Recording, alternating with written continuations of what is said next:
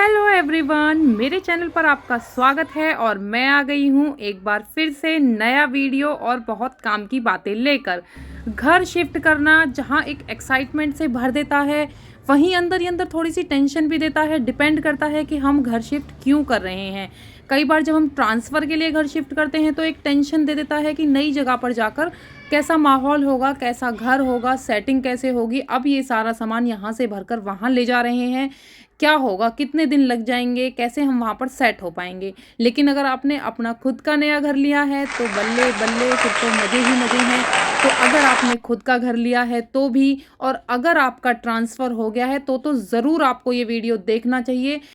तो चलिए वीडियो शुरू करते हैं। तो सबसे पहले, अगर आपका ट्रांसफ़र हुआ है, कहीं दूर हुआ है, दूसरी स्टेट में हुआ है, तो सबसे पहला जो पॉइंट है ना, जो आपको ध्यान रखना है, जिसके लिए बिल्कुल भी गलती नहीं करनी है। जैसे ही आपको पता लगे कि किसी जगह पर आपका ट्रांसफ़र हुआ है, कंटिन्यू 1 हफ्ते तक आपको उस जगह का टेम्परेचर ज़रूर देखना चाहिए। दिन का टेम्परेचर, रात का टेम्परेचर, क्या वहाँ का वेदर रहता है, कैसा वेदर आपको, ताकि जब आप एयरपोर्ट से या स्टेशन से उतरें तो आपको कुछ अनकंफर्टेबल ना रहे कि इतनी गर्मी क्यों है, बारिश क्यों है। तो आपको पहले से ही माइंड में सेट हो कि वहाँ ऐसा टेम्परेचर रहने वाला है, इस तरह से मुझे अपने बच्चों को लेके चलना है, ऐसे टेम्परेचर में मुझे मैनेज करना है। अगर हम कंटिन्यू 1 हफ्ते तक वहाँ का टेम्परेचर देखते हैं तो हमारी पैकिंग में काफ़ी हमें हेल्प मिल जाती है। तो वहाँ का टेम्परेचर ज़रूर देखते रहें। और अगर आप पास में ही घर शिफ्ट कर रहे हैं तब तो इसकी कोई प्रॉब्लम नहीं होगी।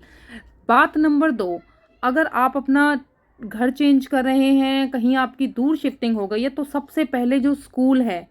बच्चों का स्कूल, अगर आपके बच्चे स्कूल जाते हैं या जाने वाले हैं, तो स्कूल घर के आसपास हो, या तो अगर आपने स्कूल पहले ही सेलेक्ट कर लिया है तो कम से कम घर आपको आसपास लेना हो। दोनों में आपको देखना है कि पहले आपकी प्रायोरिटी बच्चों का स्कूल सेलेक्ट करना है, या बच्चों का स्कूल सेलेक्ट कर चुके हैं तो उसी के पास आप घर देखें, ताकि आपके बच्चों को ज़्यादा प्रॉब्लम ना हो। कन्वेंस के लिए आपको अलग से बस लगवाना, या फिर छोटे बच्चे हैं तो 1-1 घंटे बस में सफ़र करना बहुत हेक्टिक हो जाता है। तो कोशिश कीजिएगा, क्योंकि अगर घर रेंट का है तो आपकी मर्ज़ी है, आप कहीं भी ले सकते हैं। हाँ, अगर घर अपना अगर आपने लिया है तब आप शिफ्ट हो रहे हैं तो घर के आसपास ही कोई अच्छे स्कूल आप देख सकते हैं। तो इस बात का ज़रूर ध्यान रखिएगा। अगर आप किसी डीलर से बात कर रहे हैं तो उन्हें ज़रूर बताइएगा कि इस स्कूल के पास मुझे घर चाहिए, या फिर अगर आप ऑलरेडी घर ले चुके हैं तो वहाँ पर आसपास अच्छे स्कूल हैं या नहीं हैं, और हस्बैंड का ऑफिस भी उसके पास हो तो बहुत ही अच्छा है, क्योंकि हमें एक्स्ट्रा जो है खर्चे से हम बच सकते हैं। इस तरह से मैंने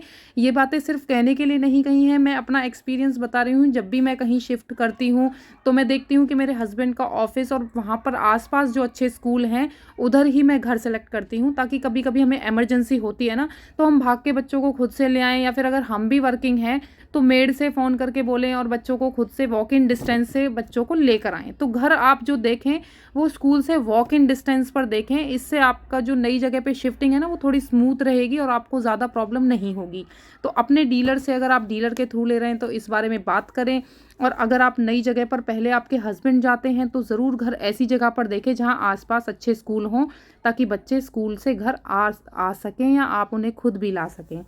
बात नंबर 3, जब आप पैकिंग करवा रहे होते हैं ना, जिस दिन आपको शिफ्ट होना है, आपने पैकिंग के लिए बोला है, तो कई सामान ऐसे होते हैं कि जो ख़राब हो जाते हैं। तो पहले ही कुछ सामानों को यूज़ कर लें, जैसे कि ऑयल वगैरह जो होता है, ऑयल होता है, विम या लिक्विड सर्फ वगैरह होता है ना, लिक्विड को पैकिंग में नहीं लेके जाते हैं जो ये मूवर्स पैकर्स वाले होते हैं। तो इन चीज़ों को आप पहले से यूज़ करके ख़त्म तो कर लें, बट याद रखें कि नई जगह पर बिल्कुल खाली राशन ना जाएँ। सभी छोटे-छोटे पैकेट, चाहे 50-50 ग्राम के पैकेट, आप एक डब्बे में भरकर, जैसे कि चीनी का, पत्ती का, हल्दी, नमक, मिर्च और दाल का पैकेट रखें, एक चावल का पैकेट रखें, एक मैगी का पैकेट रखें, ताकि आप जब नए घर में जा रहे हैं, जाते ही आपको सारा सामान उथल-पुथल ना करना पड़े, और एक डब्बे में वो रखें हैं और आपको पता है कि वो डब्बा कौन-सा है। तो जब शिफ्टिंग वाले आएँ तो आप खुद मार्कर लेके खड़े हो जाएँ। वैसे तो आजकल जो शिफ्टिंग वाले होते हैं ना, वो मार्कर लेकर आते हैं और मार्कर से डब्बे पे लिखते हुए जाते हैं कि इस डब्बे में कौन-सा सामान है। लेकिन एक मार्कर आप भी सेफ साइड, एक मार्कर आप भी लेके रखें, और आप लिखते रहें डब्बे पर कि ड्रेसिंग का सामान कौन से डब्बे में है, किचन का सामान कौन से डब्बे में है, और जो आपको सबसे पहले जाकर खोलना है वो सामान कौन से डब्बे में है। कम से कम एक डब्बा ऐसा अलग से तैयार करके ज़रूर पैक करना जहाँ पर आप अपना जाते ही चाय बनाने के लिए सारी चीज़ें अवेलेबल हो। फॉर एग्ज़ाम्पल छलनी होती है और आपकी चाय पत्ती होती है, चीनी होती है, पतीला होता है, डिस्पोजल ग्लास रख सकते हैं, कप वगैरह के टूटने का डर होता है तो, और छोटी छोटी 2 प्लेट, चम्मच, एक चाकू, एक मैगी का पैकेट, बिस्किट का पैकेट और दाल चावल। ये जो सारा है ना कि आप एक टाइम दाल चावल बना सकें, जाकर चाय पी सकें, और बच्चों को अगर इंस्टेंट आप गए हैं वहाँ मार्केट में आपको कम से कम ना घूमना पड़े कि मार्केट देखेंगे कि कहाँ है, और इतनी थकान में मार्केट जाया भी नहीं जाता है तो आप इंस्टेंट मैगी बनाकर खा सकें। तो ऐसा आप डब्बे पे नोट करते रहें, वरना पता लगेगा अगले दिन आपको ऑफिस जाना है और आप ढूंढ रहे हैं तेल कहाँ है, साबुन कहाँ है, कंघी कहाँ है। ये बातें थोड़ी सी फ़नी लग रही हैं, लेकिन जब हम लेट हो रहे होते हैं, बच्चों को स्कूल भेजना है और हम लेट हो रहे हैं, बच्चे लेट हो रहे हैं, तो थोड़ी सी चिड़चिड़ाहट होती है और सारा सामान ना हम धीरे धीरे खरीद लेते हैं और पैकिंग करते करते करते करते सारा सामान पैक हो जाता है, और कुछ सामान तो लास्ट में जाके मिलता है जब तक हम उसे खरीद चुके होते हैं। तो ऐसा ब्लेंडर ना हो, इसलिए मार्कर से हर एक डब्बे पर नोट करें कि ड्रेसिंग का सामान आपने एक ही डब्बे में रखा है, बाथरूम का सामान एक ही डब्बे में रखा है, किचन के जो डब्बे हैं उन पर नोट करते रहें कौन से कहाँ पर मसाले हैं, कहाँ पर क्या है, वो सारी चीज़ें आप नोट करते रहें। ठीक है। बात नंबर 4, एक साथ सारा सामान कभी भी खाली ना करें। जब आपका सामान पहुंच चुका हो तो सारे डब्बे एक साथ बिल्कुल भी ना खोलें, इस गलती को तो बिल्कुल भी ना करें, वरना आपका सारा सामान मिक्स हो जाएगा, आपको पता ही नहीं लगेगा कि चाकू किस सामान के नीचे चला गया है, आपका क्रीम किस सामान के नीचे चला गया है, नहाने वाला साबुन कहाँ चला गया है। तो सारे डब्बे एक साथ बिल्कुल खाली ना करें, और जब वो लेबर आपके डब्बों को उठाकर रख रही हो तो उन पे जो जो नोट है, जैसे कि किचन जिन डब्बों पे लिखा है तो उसे किचन में ही रखवाएं, और ड्रेसिंग वगैरह के जो डब्बे हैं उन्हें ड्राइंग रूम में रखवाएं। उसी के साथ साथ आप लेबर से ही कहकर उसी टाइम बेड जरूर सेट करवा लें, ताकि आप बैठ कर, या आपके छोटे बच्चे हैं आप डायरेक्ट गद्दा डालकर, एक चद्दर डालकर उन्हें आराम से बिठा सके, वो आराम कर सकें। तो इस बात का ज़रूर ध्यान रखें कि सारा सामान एक साथ तो बिल्कुल भी ना खोलें। तो मेरे अकॉर्डिंग तो सबसे पहले जब तक लेबर बेड को सेट कर रही होती है, क्योंकि अगर आप कहेंगे तो वो डेफिनेटली सेट करके जाएंगे बेड को, कि उन्हें तो सामान उतारना ही है, आप जहाँ कहेंगे वो वहाँ उतार के रख देंगे। तो वो जब तक बेड सेट करें तब तक आप अपने हस्बैंड से कहकर या आप खुद से भी गैस को फिट कर लें, गैस और सिलेंडर को, और जल्दी से, जैसा कि मैंने पैकिंग में बताया कि आपने डब्बे पे नोट किया ही होगा, वहाँ से निकालिए अपना विम बार या फिर बर्तन बार, जिससे भी आप बर्तन साफ़ करते हैं, और वो जो किचन की स्लैब होती है, चाहे घर कितना भी साफ़ हो फिर भी एक बार स्लैब को हमें साफ़ खुद से करना चाहिए, पता नहीं वो कैसी साफ़ की होगी। तो उसको एक बार आप बर्तन की तरह रगड़ कर धो दें उस स्लैब को, और वहाँ पर अपनी गैस फिट करें, और बस वही डब्बा खोलें जिसमें आपको चाय बनाने का सामान और आपके मैगी वगैरह या नाश्ते का कुछ ऐसा रख के आप लाए हों। ठीक है ना। तो इससे क्या रहेगा कि आप आराम से बैठ के पहले चाय पियेंगे, अगर बच्चे हैं तो उन्हें सुलाएंगे, तब जाके आप थोड़ी बहुत सेटिंग में लगेंगे। सेटिंग से याद आया कि जो ये मूवर्स पैकर्स रहते हैं ना, कई बार क्या होता है, ये सामान को रखते ही बोलते हैं कि सारे डब्बों को खाली करके दे दीजिए। तो इस बारे में ना आप जिस भी डीलर को सिलेक्ट कर रहे हैं सामान के लिए, उससे पहले ही बात करें कि क्या वो सारे डब्बे एक साथ तो नहीं ले जाने वाले हैं। अगर वो ऐसा कहते हैं तो उनसे रिक्वेस्ट करें कि 2-4 डब्बे जो आपको ध्यान में रहें, बड़े बड़े सामान का ही खला के दें। सारे डब्बे एक साथ खाली करने से सारा घर मैसी हो जाएगा और हफ्ते लग जाएंगे आपको छोटे से सामान को ढूंढने में भी। तो सारे डब्बे वो खाली करके ना ले जाएं, इसके लिए आपको पहले से ही उनसे बात करके रखनी चाहिए।